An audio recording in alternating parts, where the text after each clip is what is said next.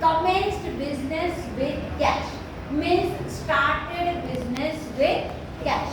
Business क्या किया है? स्टार्ट किया. समझ में आ रहा है? बिजनेस स्टार्ट किया. अब ध्यान देखो, अकाउंट्स की एक कंसेप्ट है एंटिटी कंसेप्ट. और एंटिटी कंसेप्ट के अकॉर्डिंग क्या होता है कि बिजनेस मैन एंड बिजनेस दोनों कैसे एक दूसरे से सेपरेट है. आया कि समझ में? जो अकाउंट लिखा जाता है, हिसाब किताब लिखा जाता है, वो बिजनेस का लिखा जाता है, प्रोप्राइटर का नहीं. समझ में आ रहा है? तो हरदम जब भी आप अकाउंट्स का कोई भी प्रॉब्लम सॉल्व करने लगोगे तो ये मन में पक्का, मेरी भाषा देखो कैसी रहती है हमेशा, पक्का मन में ये रखना कि मैं कौन हूँ? बिजनेस. मैं बिजनेस हूँ मतलब मैं बिजनेस का अकाउंट्स लिख रही हूँ. तो मैं कौन से पॉइंट ऑफ व्यू से सोचूंगी?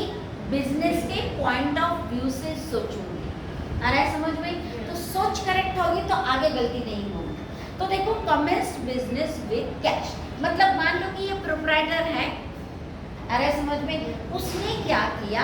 ये पैसा बिजनेस में लगाया एंड बिजनेस क्या किया? स्टार्ट किया. पूरा ध्यान यहाँ चाहिए. आ रहा है समझ में? मैं बोलूँगी तभी किताब में देखना है, अदरवाइज नहीं.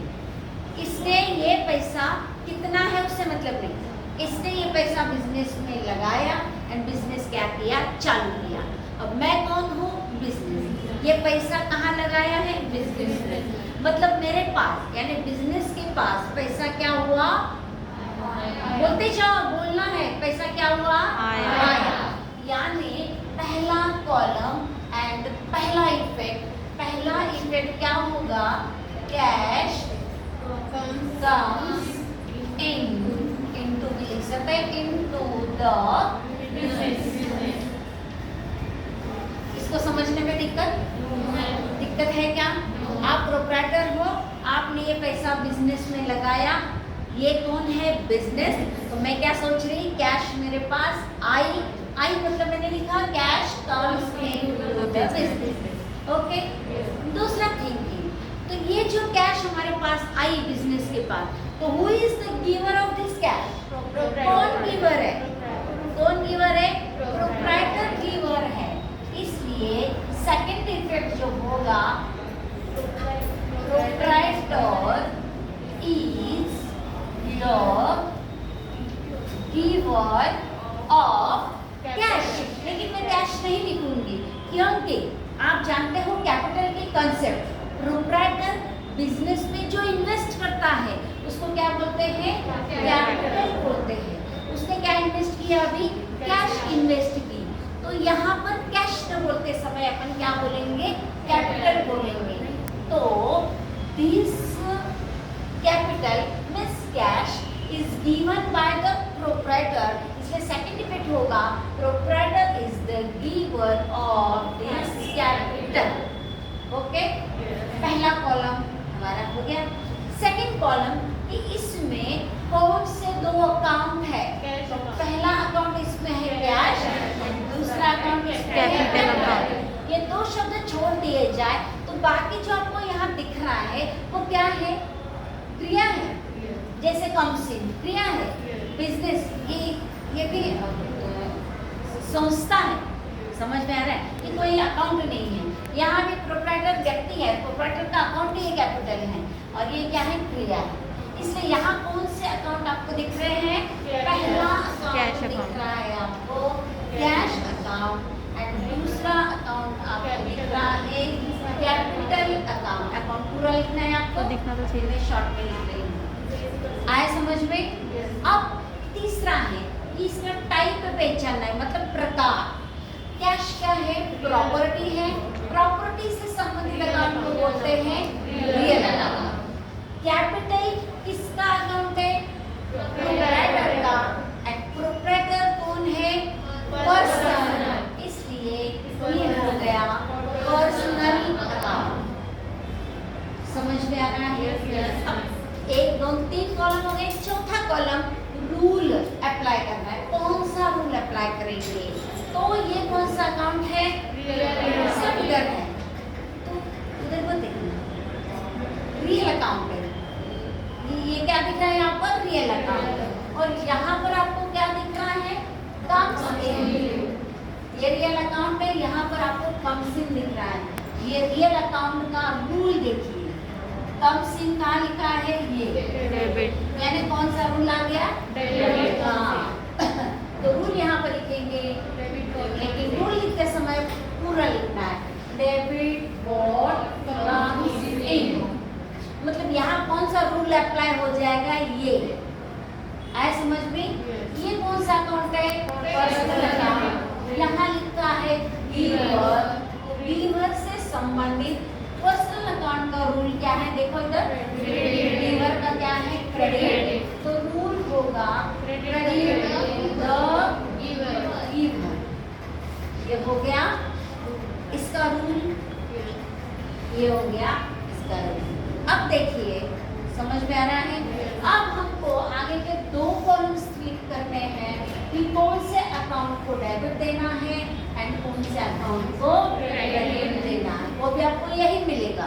देखो यहाँ क्या लिखा है, डेबिट, कौन से अकाउंट को डेबिट देना है, अकाउंट कौन सा है, कैश है। ये रियल अकाउंट, ये तो उसका टाइप है, क्या है, टाइप है, प्रकार है, लेकिन ओरिजिनल इसमें अकाउंट कौन सा है, कैश और कैश, और यहाँ बोला है डेबिट, इसका मतलब डेबिट किसे दिया जाएगा, कैश को दिया जाएगा, तो यहाँ आ जाएगा कैश। यहाँ बोल रहे हो कि क्रेडिट दो, किसको दो, गिवर को दो, तो गिवर कौन है, कैपिटल है प्रोप्राइटर, क्योंकि गिवर कौन है, प्रोप्राइटर, प्रोप्राइटर का अकाउंट कौन सा है, कैपिटल, और इसलिए हमको कैपिटल को क्या देना होगा, क्रेडिट देना होगा, कैपिटल को क्रेडिट देना होगा, तो यहाँ पर आ जाएगा कैश। समझ में आया, पक्का समझ में आ रहा है, बता दूं, बाद में घर में आप एक बार देख लेना एंड उसको उतार दें। अभी हम नेक्स्ट ट्रांजैक्शन लेंगे,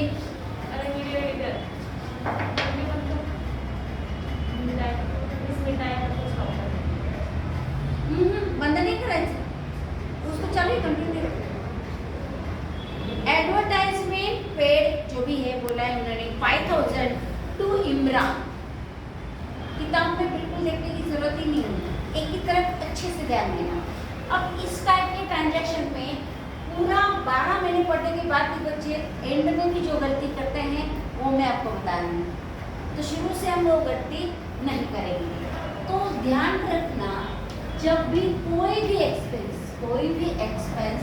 जब पेड होता है तो पेमेंट हमेशा किसमें किया जाता है, कैश में किया जाता है।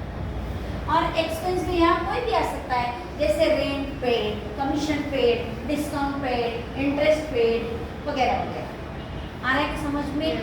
तो उस समय हमारे लिए सबसे इम्पोर्टेंट क्या है, पेमेंट हुआ है मतलब 100% कैश वहाँ पर है, तो cash account is very much important. आया समझ में।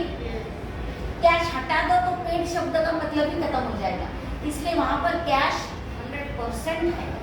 एंड दूसरा, जो एक्सपेंस का पेमेंट हुआ है वो एक्सपेंस ज़्यादा इम्पोर्टेंट है। आ रहा है समझ में। तो ऐसे वाले ट्रांजैक्शन में दो अकाउंट होते हैं, एक अकाउंट होता है उस एक्सपेंस का एंड दूसरा अकाउंट होता है कैश का। तो कभी कभी हम क्या करते हैं, पार्टी का नाम भी देते, जैसे यहाँ पार्टी का नाम दिया कि एडवर्टाइजमेंट पेड टू इमरान, दिया है कि नहीं। तो बच्चे गलती क्या करते हैं, इमरान को पैसा दिया, चलो इमरान को पैसा दिया मतलब पैसा किसके पास गया, इमरान के पास गया, मतलब इमरान इज द रिसीवर। नियम कहता है डेबिट द रिसीवर, इमरान को दे दिया डेबिट। गलत। आ रहा है समझ में। क्यों गलत है, जब हम जनरल पढ़ेंगे तब आपको डिटेल में बताएंगे। इमरान को डेबिट दे देते हैं तो पूरा ट्रांजैक्शन तुम्हारा, उसका मीनिंग क्या हो जाता है, बदल जाता है, पूरा मीनिंग बदल जाता है। इसलिए एक्सपेंस का जब पेमेंट हो चुका है तो ऐसे समय में पार्टी का नाम वहाँ दिया भी जाता है, तो उससे बिल्कुल ध्यान नहीं देना है, उसे इग्नोर करना है, छोड़ देना है। इसे याद रखना है, एक्सपेंस को एंड पेमेंट को यानी कैश। सेम थिंग यहाँ पर है कि एडवर्टाइजमेंट का पेमेंट हो चुका है, इमरान को दिया है, लेकिन इमरान को हम इग्नोर कर देंगे। आ रहा है समझ में? तो पहला इफेक्ट होगा, हमने क्या पे किया है, कौन सा एक्सपेंस पे किया है, एडवर्टाइजमेंट। तो पहला इफेक्ट होगा कि एडवर्टाइजमेंट इज आवर, हमारे लिए एडवर्टाइजमेंट क्या है, एक्सपेंस।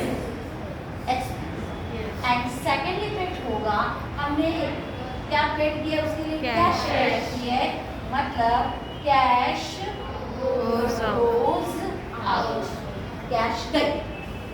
समझ में आ रहा है?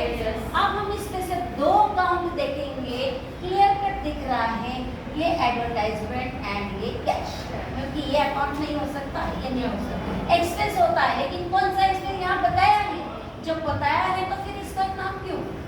तो फिर इसमें दो अकाउंट हो गए, पहला हो गया एडवर्टाइजमेंट अकाउंट एंड दूसरा हो गया कैश अकाउंट। समझ में आ रहा है? अब एडवर्टाइजमेंट का क्लासिफाई करना है, उसका टाइप पहचानना है। तो एडवर्टाइजमेंट क्या है, एक्सपेंस, और एक्सपेंस से संबंधित अकाउंट को क्या बोलते हैं, यानी कौन सा अकाउंट है, नॉमिनल अकाउंट है। कैश क्या है, प्रॉपर्टी, यानी एसेट, एसेट से संबंधित जो अकाउंट होता है, अकाउंट होता है, रियल अकाउंट होता है। बार बार करने से याद हो जाएगा। आ रहा है कि समझ में? रियल। अब अपने को रूल लगाना है, अगला कौन सा रूल, इधर ही सब है। नॉमिनल अकाउंट यहाँ दिख रहा है आपको, एक्सपेंस। अब एक्सपेंस को देखो तो कौन सा रूल है, डेबिट। तो रूल क्या होगा, debit all expenses and losses. ऐसे समझ में? ये कौन सा अकाउंट है, रियल अकाउंट। यहाँ क्या लिखा है, गोज आउट। तो रियल अकाउंट ये गोज आउट, तो कौन सा नियम है, क्रेडिट। कौन सा नियम है, credit. Credit what goes out. जब आपको रूल याद होगा तभी तो आप लिख सकेंगे ना, इसलिए आज जाकर पहला काम वो कर रहा है कि रूल से याद करेंगे। आ रहा है समझ में? यहाँ तक समझा? अब अगले जो दो हैं कि कौन से अकाउंट को डेबिट देना है, कौन से अकाउंट को क्रेडिट देना है, वो भी इधर ये देखिए। डेबिट दो, किसको दो, एक्सपेंस। एक्सपेंस क्या है, एडवर्टाइजमेंट। एक्सपेंस क्या है, एडवर्टाइजमेंट। देखो इसलिए डेबिट किसे देना होगा, एडवर्टाइजमेंट को आपको डेबिट देना होगा, एडवर्टाइजमेंट अकाउंट। क्रेडिट क्या बोल रहे हैं, क्रेडिट व्हाट गोज आउट, जो गोज आउट है उसे क्रेडिट दो। तो गोज आउट क्या है, क्या चली गई, देखो इधर लिखा है कैश गोज आउट। क्या गोज आउट है, कैश। तो जो गोज आउट है उसे क्रेडिट दो, तो क्या है, कैश। इसलिए हम कैश को क्या करेंगे, क्रेडिट देंगे। समझ में आ रहा है? पक्का? ओके। अब इसमें भी आपको और बार बार आपको समझ सकते, देख सकते।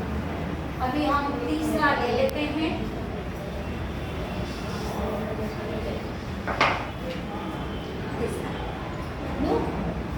Deposited cash into the bank. अभी जो कहा था ना हमने ऐसे, ये मैं आपको अभी 2 मिनट में बता रही हूँ। Deposited cash into bank, bank में पैसा क्या किया, डिपॉजिट किया। सपोज क्या, हमको बिजनेस है, क्योंकि हम बिजनेस का अकाउंट लिख रहे हैं। मान लो ये क्या है, बैंक है, ये क्या है, बैंक। यहाँ ऐसे समझ लीजिए, ये मेरे पास क्या है, कैश है, और ये कैश मैंने क्या कर दी, बैंक में डिपॉजिट कर दी। तो ये बैंक है ना, तो ये कैश मैंने क्या कर दी, इसके पास डिपॉजिट कर दी, मतलब बैंक के पास कैश क्या हो गई, गई। तो who is the receiver of this cash, bank is the receiver. Cash कहाँ गई, बैंक में गई, तो कैश का रिसीवर कौन है, बैंक। तो पहला जो इफेक्ट होगा वो क्या होगा, बैंक इज द रिसीवर।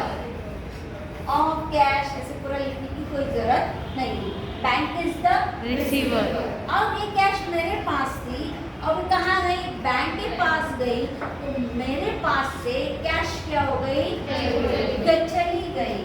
मतलब सेकेंड इफेक्ट कैश गई ना, कैश गोज आउट, कैश गई मतलब कैश गोज आउट। समझा ये?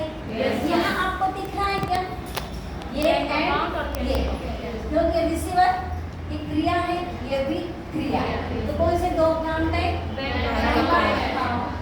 क्लियरली दिख रहा है बैंक अकाउंट एंड दूसरा अकाउंट दिख रहा है cash account.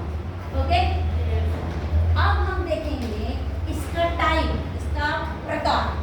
Bank is artificial person, person है ना, वो इंस्टीट्यूशन है, ऑर्गेनाइजेशन है, आर्टिफिशियल पर्सन है, इसलिए बैंक हो गई पर्सनल अकाउंट। कैश अभी बार बार करके याद हो जाएगा आपको, कैश प्रॉपर्टी है, एसेट है, एसेट से संबंधित अकाउंट को कहते हैं रियल अकाउंट। है समझ में? अब रूल ये है पर्सनल अकाउंट। यहाँ पर अपने को दिख रहा है रिसीवर, तो पर्सनल अकाउंट का रूल देखो, इधर क्या दिख रहा है? Debit the receiver. तो रूल क्या कह रहा है? रूल कह रहा है कि डेबिट द रिसीवर। ओके, ये कौन सा अकाउंट है?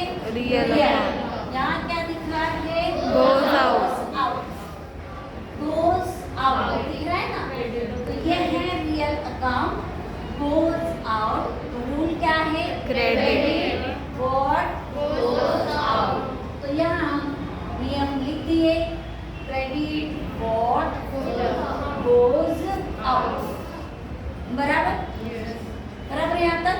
अब किसे डेबिट देना है एंड किसे क्रेडिट देना, वो भी यहीं पर है।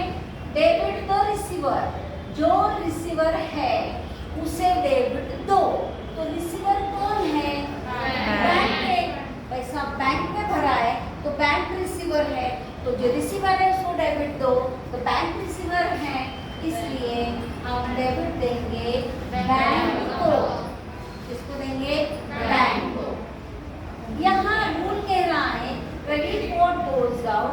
अपने मन को प्रश्न पूछो कि what goes out, cash goes out, ये तो दिख रहा है कैश गोज आउट। तो जो गोज आउट है क्या? कैश। तो फिर कैश को क्या करो? क्रेडिट दो, ऐसा रूल कह रहा है, इसलिए हम कैश को क्या देंगे?